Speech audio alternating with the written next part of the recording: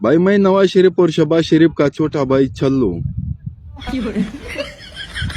मैं अपनी पार्टी के लोगों को कहना चाहता हूँ कि अभी तक नवंबर में 2 दिन पड़े, 24 नवंबर भी अभी तक नहीं आया, 2 दिन पड़े। इन पीटीआई वाले तो यार सारे पागल है।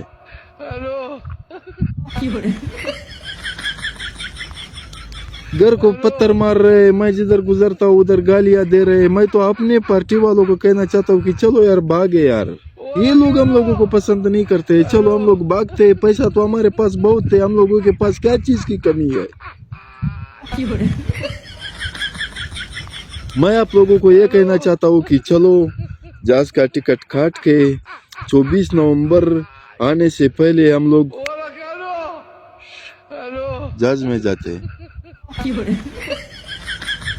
फिर ये लोग हमारे पीछे नहीं आ सकते, क्योंकि हमारे रहायश का जगह जो है ना वो बहुत दूर है।